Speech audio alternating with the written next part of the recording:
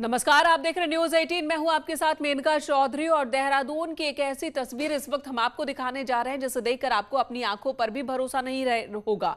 Covid ward में patient के आसपास मंडराते पीपीई किट में ये जो लोग यहां दिख रहे हैं, ये डॉक्टर नहीं है, न मेडिकल स्टाफ है। दरअसल ये सभी अखिल भारतीय विद्यार्थी परिषद यानी कि एबीवीपी से जुड़े कार्यकर्ता हैं, जो दून मेडिकल कॉलेज के कोविड वार्ड में पहुंच गए। कुछ मरीजों को उनका ऑक्सीजन मास्क हटाकर जूस पिलाया इन्होंने, उनके साथ फोटो शूट भी करवा रहे हैं। National centre for disease control की गाइडलाइंस का साफ साफ पर यहां पर उल्लंघन हो रहा है। गाइडलाइंस के मुताबिक कोविड वार्ड में हाई रिस्क जोन में होता है, यहां पर मेडिकल स्टाफ के अलावा किसी को भी जाने की इजाजत नहीं होती, यहां तक कि मरीज के परिजनों को भी इजाजत नहीं होती है। लेकिन दून कोविड वार्ड में पॉलिटिकल वर्कर घूम रहे हैं किस तरह से, इन तस्वीरों में आप देख सकते हैं। एबीवीपी की कार्यकर्ता हैं, जाने की इजाजत किसने और कैसे दी, ये सवाल जरूर बना हुआ है। आखिर किसके दबाव में दून अस्पताल प्रशासन ने यह जोखिम उठाया, यह भी एक बड़ा सवाल है। इसका जवाब देने से फिलहाल अधिकारी बच रहे हैं। बाकायदा पीपीई किट में यह कार्यकर्ता यहां पहुंचे हैं। सुनील नवप्रभात हमारे सहयोगी देहरादून से हमारे साथ मौजूद हैं। सुनील, यहां क्या मजाक चल रहा है? इतनी बड़ी विपदा है, इतना खतरा है संक्रमण का, लोगों की जान जा रही है और यहां फोटोशूट चल रहा है हॉस्पिटल के अंदर, कोविड वार्ड के अंदर। बिल्कुल, मैंने कहा ये बेहद गंभीर लापरवाही है और खासकर कोविड वार्ड में जो हाई रिस्क जोन में होता है। और ये नियम भी है कि यहाँ पर कोविड डेडिकेटेड जो स्टाफ होता है, जिसको ट्रेनिंग है पीपी किट पहनने की, मास्क पहनने की, कि वो किस तरह से कोविड वार्ड में बिहेवियर करे, उन लोगों को यहाँ पर जाने की इजाजत होती है। पेशेंट कितनी गंभीर हालत में है, उसको कितनी जरूरतें तीमारदार की हैं, सुरक्षा के लिहाज से यहाँ पर तीमारदार को भी एंट्री नहीं होती। वहां पर एबीवीपी के कार्यकर्ताओं को जाना ये अपने आप में गंभीर लापरवाही को दर्शाता है कि कोई जवाब दून मेडिकल कॉलेज की ओर से कि ये कैसे अंदर घुस पाए, किसने इन्हें इजाजत दी? पीपीई किट भी इन्होंने पहन रखा है, ये किट इन्हें कहां से? क्योंकि ये हॉस्पिटल की ही किट लग रही है। बिल्कुल, मैंने कहा, और खासकर इस पैंडेमिक में जब आपके पास मास्क की जरूरत हो, आपके पास पीपी किट की जरूरत हो, जब आपके पास ग्लव्स की जरूरत हो, और हमने तो यहाँ तक भी देखा, मैंने कहा, क्योंकि हमारा रोज आना जाना होता है खबरों के सिलसिले में, कि जो वहाँ पर स्टाफ है, पैरामेडिकल स्टाफ है, उनके पास जो मास्क है N95 वो तक उपलब्ध नहीं है, उनके पास पर्याप्त मात्रा में ग्लव्स उपलब्ध नहीं है, उनको पीपी किट पर्याप्त मात्रा में नहीं दी जाती, ये बोल के कि इसकी शॉर्टेज है। वहां पर आप एक पॉलिटिकल पार्टीज के कार्यकर्ताओं को, संगठन के कार्यकर्ताओं को आप पीपी किट पहनकर वार्ड में भेज रहे हैं। इस मामले में हमारी दून एडमिनिस्ट्रेशन से बातचीत हुई है। उनका कहना था कि केवल जो एबीवीपी के कार्यकर्ता हैं उनको बाहर व्यवस्थाएं बनाने की परमिशन दी गई थी, उनके कहने पर, संगठन के कहने पर, कि वो हॉस्पिटल के बाहर व्यवस्थाएं बनाएंगे, लेकिन कोविड वार्ड में कैसे घुस गए इसकी जानकारी नहीं है। ये अपने आप में बड़ा लापरवाही किस स्तर पर, सुनील, लापरवाही किस स्तर पर हुई है? कुछ साफ हो पाया? क्योंकि कह रहे हैं कि बाहर की इजाजत दी गई थी कि बाहर व्यवस्थाएं ये बनाए, लेकिन वार्ड में अगर घुसे तो घुसने किसने दिया? देखिए, मैंने कहा, दून हॉस्पिटल जो प्रशासन है वो पूरी तरह से बचाव की मुद्रा में है, लेकिन इस मामले में हमारी डीएम देहरादून आशीष श्रीवास्तव से बात हुई। उन्होंने कहा कि बेहद गंभीर लापरवाही अगर ऐसा होता है, और इस संबंध में दून हॉस्पिटल जो प्रशासन है, दून मेडिकल कॉलेज प्रशासन, उससे जवाब मांगा जा रहा है कि आखिर किन परिस्थितियों में एबीवीपी के कार्यकर्ताओं को कोविड वार्ड जैसे हाई रिस्क जोन और ये बहुत ही खतरनाक तो है ही, शर्मनाक भी है। एक तरफ लोगों की जान जा रही है, दूसरी तरफ यहां फोटो सेशन, यहां पर भी पॉलिटिकल करियर चमकाने की कोशिश हो रही है। गरिमा दौसानी, नेता कांग्रेस, हमारे साथ इस वक्त मौजूद हैं। गरिमा जी, ये तस्वीर देख रही हैं आप, एबीवीपी के कार्यकर्ता हैं और किस तरीके से ये कोविड वार्ड में पहुंचते हैं, फोटो सेशन करवा रहे हैं लोगों को जूस पिला करके, इस पर क्या कहेंगे आप?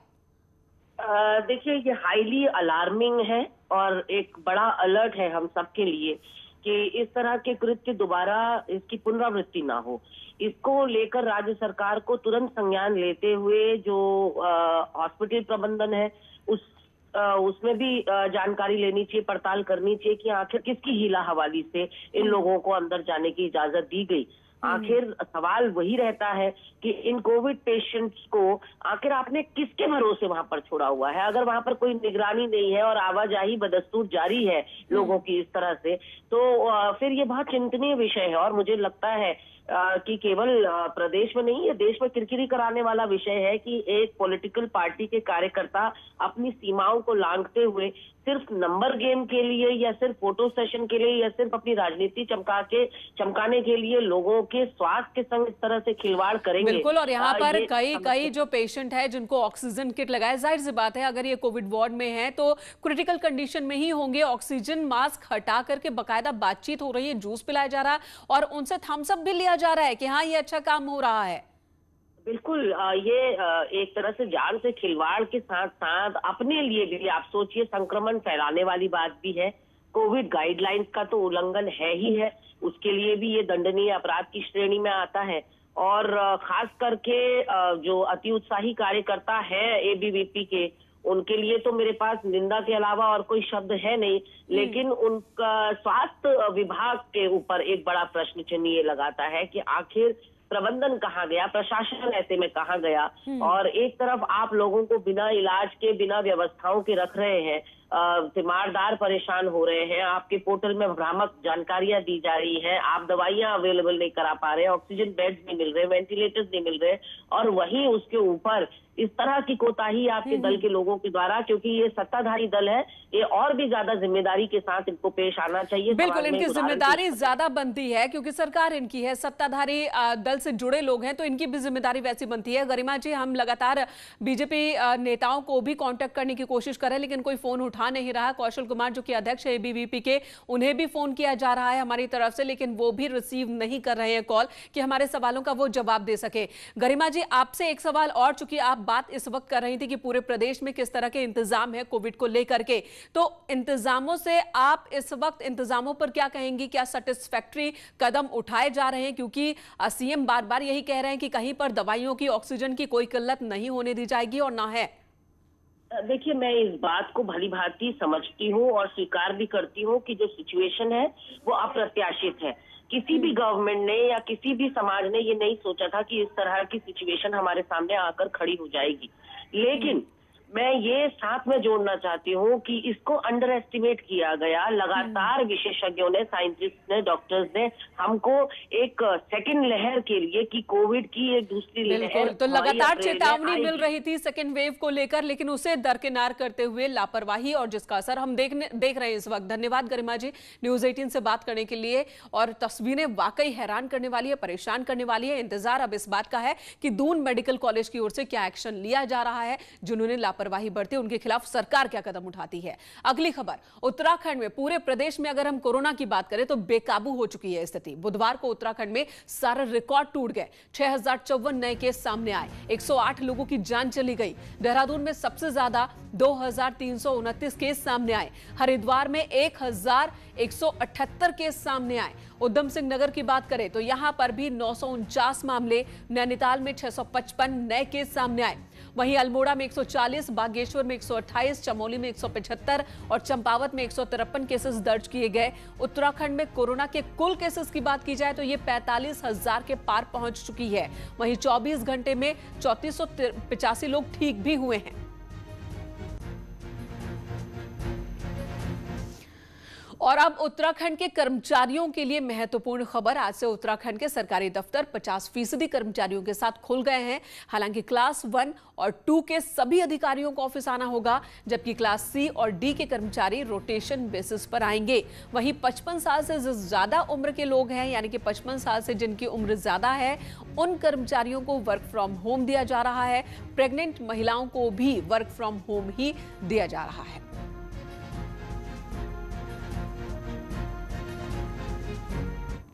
और इसी बीच देहरादून से एक और खबर आई जिसने दुख की खबर है। ये जॉइंट सेक्रेटरी आर.के. तोमर का निधन हो गया। कैंसर के ट्रीटमेंट चल रहा था इनका और इसी दौरान कोविड की चपेट में आ गए। दिल्ली के एक हॉस्पिटल में इलाज चल रहा था लेकिन उनकी जान नहीं बचाई जा सकी। सचिवालय संघ ने इस क्षति पर शोक जताया है। इधर कोरोना के बढ़ते मामलों के बाद राज्य सरकार ने शादी समारोह में 50 मेहमानों की ही अनुमति दी है, लेकिन आमतौर पर देखने को मिल रहा है कि बहुत सी जगहों पर 50 से ज्यादा गेस्ट पहुंच रहे हैं, क्योंकि शादी का कार्ड ही 50 से ज्यादा छपवाकर बांट दिया जाता है। ऐसे में प्रशासन की ओर से एक तरीका निकाला गया है कि कैसे कंट्रोल किया जा सके शादी में पहुंचने वाले मेहमानों को। कोरोना कर्फ्यू के दौरान पुलिस को भी परेशानी हो रही थी। भीड़ को नियंत्रित करने के लिए अब पुलिस ने स्पेशल टोकन की व्यवस्था की है। शादियों में चूंकि केवल 50 लोग इसमें अलाउड हैं और आमतौर पर शादियों में कार्ड काफ़ी ज़्यादा बढ़ते हैं, तो अगर हम कार्ड के हिसाब से लोगों का मूवमेंट अलाउ करेंगे तो ये संख्या एक अनावश्यक रूप से ज़्यादा हो जाएगी। तो जहाँ भी विवाह कार्यक्रम हो रहा है उनसे हम एप्लीकेशन लेकर उनको हम एक प्रकार के 50 कूपन और पास टाइप के इशू करेंगे, जिनको कि वो उन लोगों को जिनको कि वो शादी में चाहते हैं उनको वो वितरित कर देंगे, ताकि ये संख्या नियंत्रित। अल्मोड़ा में 1 मई से शुरू होने वाले वैक्सीनेशन ड्राइव के लिए प्रशासन ने अपनी तैयारी तेज कर दी है। जिले में 60 से ज्यादा जगहों पर वैक्सीन लगाई जाएंगी। डीएम ने लोगों से कोविड वैक्सीन के लिए रजिस्ट्रेशन कराने की अपील की है। साथ ही कहा कि जो पहले रजिस्ट्रेशन कराएगा उसे पहले वैक्सीन लगेगी। मेरा सभी अल्मोड़ा वासियों से अपील ये है कि वो अपना कोविन पोर्टल पे जाएं, सर्वप्रथम अपना रजिस्ट्रेशन कराएं। रजिस्ट्रेशन कराने के उपरांत ही उनको वैक्सीन लग पाएगी, तो रजिस्ट्रेशन पहले मस्ट होगा और जो रजिस्ट्रेशन पहले कराएगा उनको पहले आओ पहले पाओ के उस पर वैक्सीन की सुविधा उपलब्ध हो पाएगी। इधर कोरोना संक्रमण के इस बढ़ते दौर में टेलीमेडिसिन सेवा लोगों के लिए काफ़ी फायदेमंद साबित हो रही है। कोरोना संक्रमण को देखते हुए लोग भीड़ भाड़ से बचने के लिए अस्पतालों में कम ही पहुंच रहे हैं और टेलीमेडिसिन के जरिए हेल्थ एडवाइस ले रहे हैं। टिहरी में टेलीमेडिसिन के 40 सेंटर बनाए गए हैं और जिला अस्पताल बौराड़ी में टेलीमेडिसिन कंट्रोल रूम बनाया गया है। रोजाना करीब 50 से 70 फोन आते हैं। सीएमओ का कहना है कि लार्ज स्केल पर किए जाने के प्रयास किए जा रहे हैं। इनमें हम लोगों का जो है दूर दराज के क्षेत्रों में या जो हमारे ब्लॉक लेवल में हैं जहाँ पर कंसल्टेंसी की ज़रूरत है, तो उनके माध्यम से हम लोगों को टेलीमेडिसिन के माध्यम से उनको जो है उपचार दिया जा रहा है और वो काफ़ी सक्सेस भी हो रहा है। इसलिए इसको हम लोग और जो है लार्ज स्केल पर करने का। अल्मोड़ा में भी कोरोना के मामले हर रोज के साथ बढ़ रहे हैं। यहाँ पर जांच में कई गर्भवती महिलाएं भी कोरोना पॉजिटिव पाई गई हैं, जिन्हें higher centre Sushila Tiwari hospital ने भी भर्ती करना अब बंद कर दिया है। लेकिन बेस अस्पताल के डॉक्टरों ने हिम्मत नहीं हारी। पहली बार पीपी किट पहनकर महिला का प्रसव कराया गया। प्रसव के बाद जच्चा बच्चा दोनों ही सुरक्षित हैं और इनका बेस हॉस्पिटल में ही इलाज चल रहा है।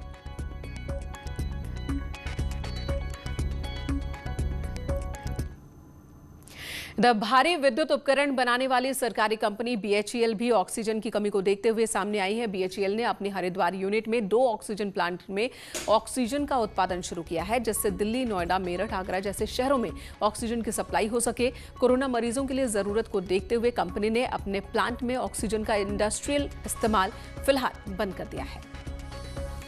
कोरोना की महामारी को देखते हुए हमारे यहाँ ऑक्सीजन प्रोडक्शन के 2 प्लांट्स हैं। उन दोनों प्लांट्स की सारी ऑक्सीजन को मेडिकल सप्लाई के लिए देने का फैसला लिया है और इसके लिए हमें सरकार से अनुमति मिल गई है और परसों से मेडिकल ऑक्सीजन के सिलेंडर्स हमारे यहाँ से सप्लाई किए जा रहे हैं, रिफिल किए जा रहे हैं। उत्तरकाशी के कोविड अस्पतालों में ऑक्सीजन की कमी ना रहे, इसके लिए स्थानीय व्यापारी दीपक मटूडा ने अस्पतालों को ऑक्सीजन सिलेंडर की आपूर्ति का जिम्मा उठाया, जिसमें प्रति सिलेंडर 250 से 300 रुपए का खर्च आ रहा है और ये खर्च भी वो खुद ही वहन कर रहे हैं। अभी जगह जगह से ऑक्सीजन सिलेंडर ले रहे हैं, जैसे ऋषिकेश, देहरादून, हरिद्वार, रुड़की और सेलाकुई पे, और हम उनसे प्राइस नेगोशिएट कर रहे हैं और यहाँ पे जिला प्रशासन के ऊपर और डिस्ट्रिक्ट हॉस्पिटल और मरीजों के ऊपर कोई प्रेशर नहीं डाल रहे हैं कि हमें पेमेंट के लिए, और हम उनको मैक्सिमम टू मैक्सिमम सप्लाई करना चाहते हैं। हमें इंडस्ट्रियल के लिए एकदम बैन कर दिया है। अभी हमारे पास लोकली है चिंटू मटोड़ा जी हैं, जो है वो हमें जो है कि घर ला के प्रोवाइड कर रहे हैं और वो हमें उचित दाम पर हमें उसकी सप्लाई कर रहे हैं। और अब खबर रामनगर से, जहां पर बीती रात हादसा हुआ। रात 2 से 2:30 बजे के बीच रोडवेज की 3 बसों में आग लग गई। आग बुझाने की कोशिश में फायर ब्रिगेड की गाड़ी को काफी मशक्कत करना पड़ा, जिसने कड़ी मशक्कत के बाद आग पर काबू पाया। आग इतनी भीषण थी कि देखते ही देखते कई बसों को इसने अपनी चपेट में ले लिया। बस में आग कैसे लगी ये अभी तक साफ नहीं हो पाया है। ये सभी बसेज रोडवेज बस स्टेशन पर खड़ी थी जब हादसा हुआ। पुलिस और फायर कर्मियों ने इस आग को बुझाया।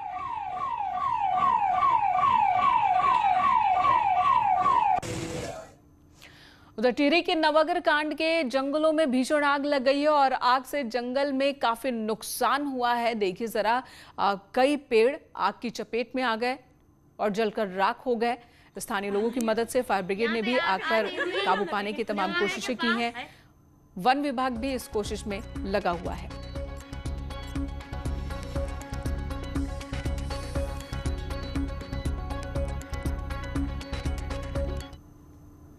उत्तराखंड के पहाड़ी जिलों में रहने वाले लोगों के लिए राहत की खबर है। मौसम विभाग ने कहा है कि अधिकतर जगहों पर हल्की बारिश होगी। मौसम विभाग के मुताबिक 2 मई तक कुछ जिलों में भारी बारिश की भी संभावना है, जिसमें उत्तरकाशी, चमोली, रुद्रप्रयाग, बागेश्वर, पिथौरागढ़, देहरादून, अल्मोड़ा जिले में बारिश का अनुमान है।